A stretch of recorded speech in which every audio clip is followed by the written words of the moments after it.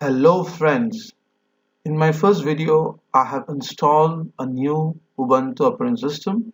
In this video I will show you how you can install Jdk so that you can work with NetBeans. So let's start. The very first thing is I will open the terminal by pressing Ctrl Alt and T. So here is my terminal. I will copy the command which I have written over here. That will be very effective for you all. First I will update my system with the sudo command that will invoke the super user permission and it will prompt me to enter my password, which is Hadoop, and whatever download is required it will download that.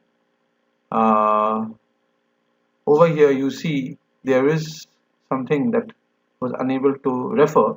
In that case we need to remove this lock. So at time this kind of issue take place, so you copy this path, you come down over here, sudo rm -rf. In the recursive way you want to delete it, you just paste back the path. It is not necessary for everyone to do so. At time it happens, so in that case you have to remove the lock. Okay, next I will go for the update command once again and hope this time it will work. Yeah, now see it's working very smoothly. There was some issue with the lock, this particular path, so it got resolved. Okay, and yeah, it's done. Now the upgradation is done and there is no further issues. So now I will go for the installation of the Jdk and Jre. I will copy the path from here and I will execute it right over here. So that will install my. Before I go and fire this command, I would like to show you that whether Jdk is present in my system or not. So I write java -version and it will show some statement which will indicate that there is no version of Java been found. Yeah, no, it's not available, right? So now we can fire the command which will install the Jdk and Jre. The process has just started.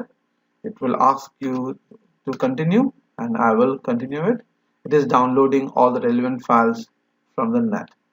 Okay, once this installation is done, then we will go for path setup, so that many of the applications they do require the path, and for that reason we will use will update a file called basrc, which is basically a hidden file. That's the reason there is a period. Okay, and in this file what we will do is that we'll create two path variable. As you can see, the download is in progress. Two path variables stating that where exactly Jdk and Jre is present. Once Jdk and Jre will be installed, we will go to this following path and we will see that the application is present right over there, and this path we will be updating it in the basrc and then we can basically work on it. Okay, so the thing is going pretty smoothly. So what we will do is that we will, once this is done, we'll go to the src folder which we'll find in the drive, which here. So let the thing get over completely. It's done. See, it's done twice because we have it's done one time for Jdk and one time for your Jre. That's the reason it's showing it's done and the command prompt is back once again. So let's go. Let me just retype the statement which we have written previously and let's see now what happens. Yeah, now see the Java version is shown, and in fact if you go for the Java C, that also you will be able to see it. Now it's working very fine, but this update will be final once we edit the path. So let's go to this path user.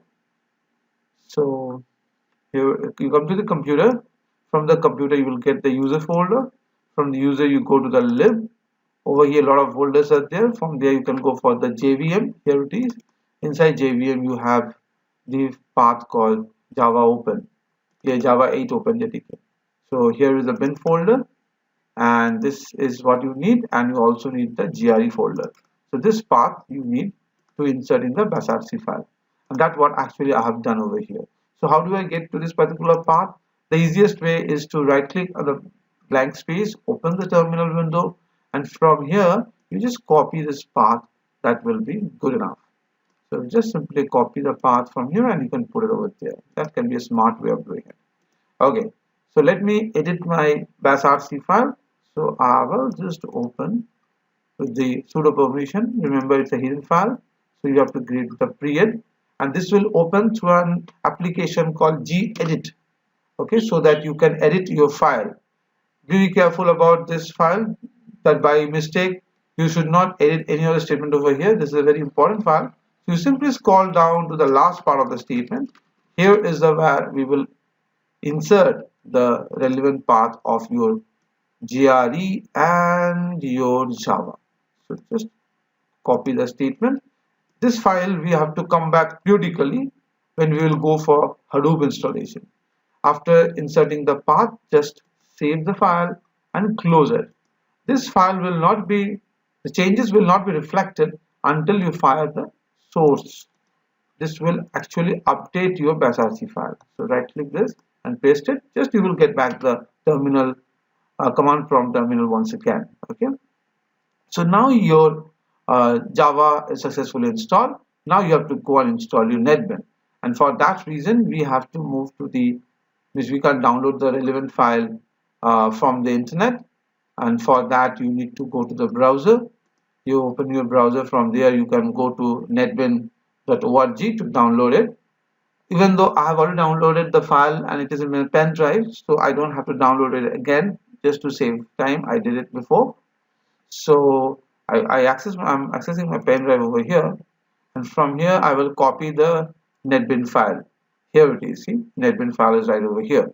So I will copy this file from my. You can copy. This is Windows version, but I'm using the Linux version, so obviously I will go for the application right over here. I'm copying it. I'm coming to my home directory.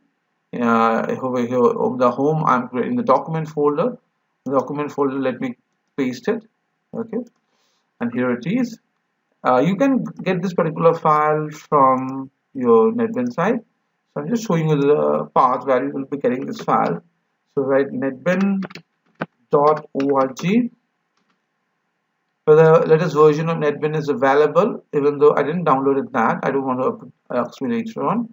So you come to the downloads section, and from here, if you just scroll down a bit, I'm using a little bit of legacy version. So I come to the older release, find out more, and from here you will be moving to the right. As you scroll down, you get the option, see, 8.2. I'm using this particular version which I have downloaded, right? So from here you can get it. So let me put it download now. Yes, close it. Fine, no problem. Fine. The copying of the NetBeans file has been taking place from my pen drive to the system. So once this copy is done, so let me tell you a couple of things which is very important for you to understand. Even though this file you have copied it in your system, but you cannot execute it then and there. Why? Because there is some issue about the execution permission. That is something which you have to be careful. So what do I mean by that? Let's check out its permission, what currently has been provided. So open your terminal and then just write ls-l to see what permission you have got. See, you don't have the execute permission. You have a file called netbeans 8.2 linux.sh. It is shell script file. Shell script extension are ended with sh, but you don't have the execute permission. See, x permission is missing. So since you don't have the execute permission, you cannot run this setup. So for that reason, you need to change the permission, and that has to be done by the chmod. So chmod helps you to change the permission. So you copy the statement, and what I'm doing over here is I'm assigning the execute permission for the given file. Okay, as I hit the enter, the assignment of the permission has been done. To see the difference, you can again run the ls command, and now see over here. So previously this hyphen was there in the last statement, last part. So there was a hyphen over here, and now you don't have a hyphen anymore, rather it has x, x, and x. So this x means you can now go for the installation of this particular shell script file, execute the shell script file. So let's run the shell script file now. So let me copy this command and then we start to execute it. So as I do that, it will ask me to enter the password, because it's a super user who can alone install it, and this will open the installer. It will activate the installer, and then we have to continue the step through the wizard. Okay, so let the wizard get activated. We wait for a while.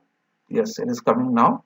So we will configure our NetBeans through the wizard, and it will give you a lot of different options, and you don't need to install all the options that will unnecessarily make your system slow. So what I will do is that instead of Glassfish, I will go for Apache Tomcat. I don't need this. I don't need. Let's settle down with this. So many options. I click the OK button. Let's continue it. It will come up with the license agreement. Let's go for this. Next. And here you are saying that this is the NetBeans path that we set up, and it is asking for the JDK. You remember I have already installed the JDK, so from here I can go to the browse option. I will go to the user. Inside user I have the lib folder. Inside lib I have the JVM. So let's go and check out for the JVM. And here is my Java 8. So I will go for Java 8, and this is my bin folder. I will select this, and I will go for this.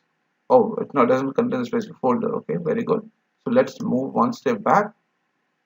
So I will write this. Let's see now what it does. Yeah, now this is fine. Okay, so this has. So that's the reason why I went for the Java installation first. Because once you install the Java, then only you can be able to access the JDK. Fine, that's cool. Let's go for it. Next. Yes, and now it's going to perform the update operation. I don't need any update unless this process will be very slow. It would be taking a bit of time, and let's continue this. And meanwhile, what I will do is that let the installation be carry on. What I will do is that simultaneously I will also install once the installation of NetBeans is done, I will also install MySQL, because this is the database which we will be using it. So let me copy the MySQL statement, and I will open another terminal window. Control Alt T. This will enable me one more terminal window. So parallelly I will be installing it. So let me press the sudo command. It will ask me to enter the password. I am going for it, and now it will download MySQL server. Okay, continue it. Yes, I'm doing all these things simultaneously so that in my next video I will really start to work with yeah, when you install your MySQL, it will prompt you to enter the password. So I'm giving the password as root and enter. You need to retype it once again and enter. So I'm doing everything simultaneously so that in my next video I will start to work with my Java and MySQL. Okay, so I'm setting up the environment for my next video. Okay, so parallelly you are installing your NetBeans, which is an IDE for Java. At the same time you're using your MySQL. So things are getting up really charged, and I am very sure if you just follow the instructions the way I am providing you, it will be very easy for you people. And I will suggest you that you please write down these steps in your lab copy so that these things are handy for you later on, because once you start installation of Hadoop, thing will be a little bit what I will say well, I won't say I won't use the word complex, but surely it would be a little bit challenging, because a lot of steps are involved over there even, which very soon I will be coming up. So that's the reason you should be well acquainted with the following steps. Okay, yes, MySQL already got installed. That's very cool. So I'm closing this option, and I won't further continue any, like I don't want to get into the MySQL right now. That will be done in my next video. A dedicated video will be there. How do you access the database? How will you create the database? How will you create the table? How will you insert record in the table? So I will create one separate video where I will show you the data definition language DDL as well as data manipulation language DML. Okay, so that will be done in my next video, which within few hours I will be uploading it. Fine.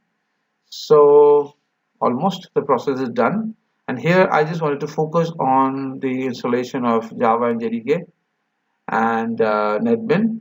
I will also install Eclipse. In my next video I will also show you how to install Eclipse, because Eclipse is also very much required.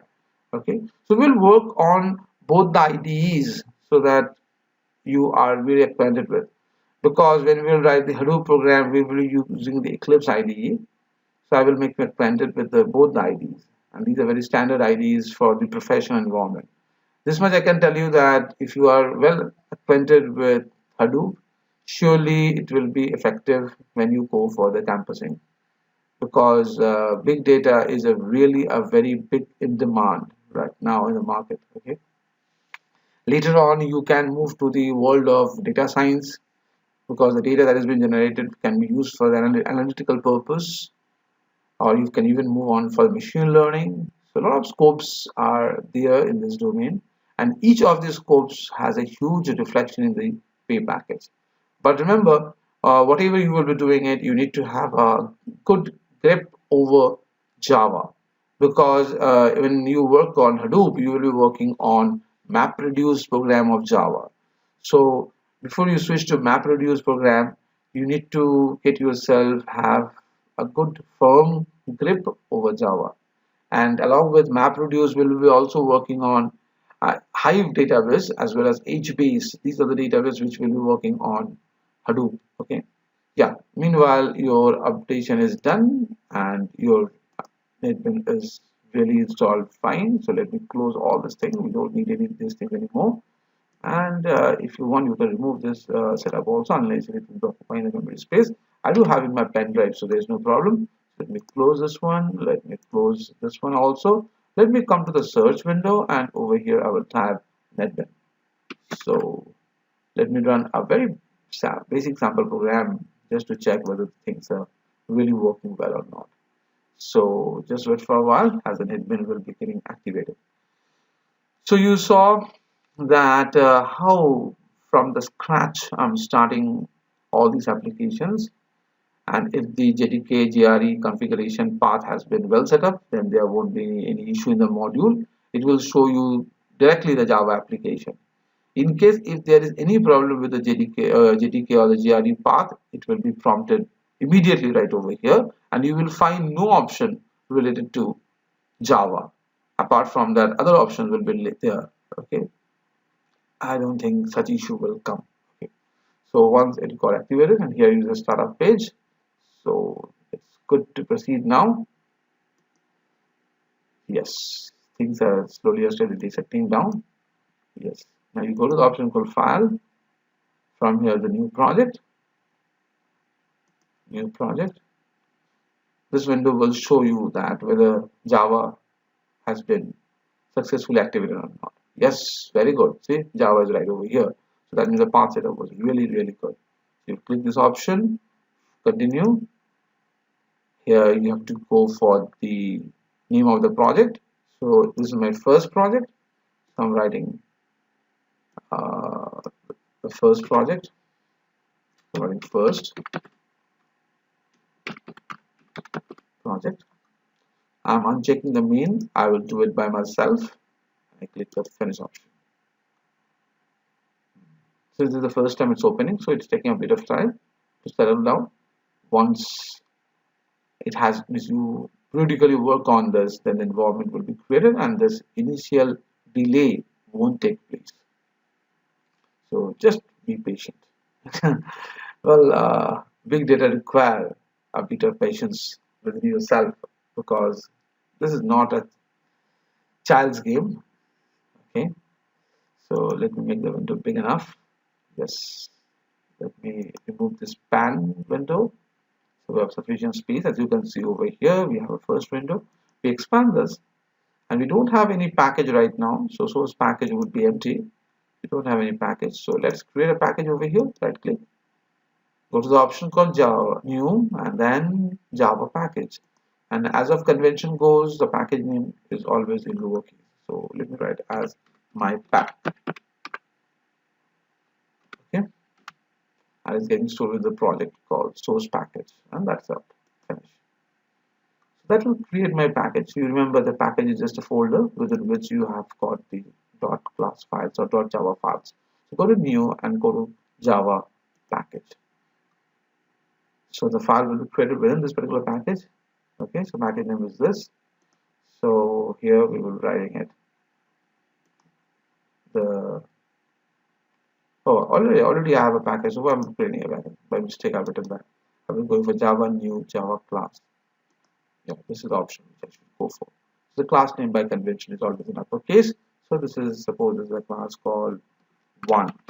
Okay, and this gives the finish option, and we'll get to see the file.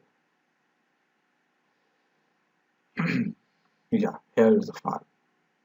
So far so good. So what I will do is that I will remove the initial command lines. I don't need these things, and then I will make sufficient. I have to make use of the main function, so I won't type everything. I will write public pub, and then I will press Control and spacebar from the keyboard. It will give me the IntelliSense will come in front of me. I will select this, and then just to want to go for system to see that whether the message is getting displayed or not. I will go for system.println. Welcome to Hadeep. Okay. So let me run the file now. I right click on the vacant space. I get to the option called new file, and just wait for a while. The output window will come in front of you. Here the compilation is going on from .java to .class file, and here is a message. Welcome to Hadoop. So congratulations, you have been successfully able to install your Jdk, your NetBeans, and everything's working pretty fine. So that was the agenda of this video. So just wait for my next video where I will be working on MySQL, and then I will try to connect directly from Java, I mean to say through NetBeans into Java and MySQL, and then I will pass the data right over there in the Linux environment. Things are really boiling up, so let's meet in my next video. Until then, have a nice time. Thank you so much.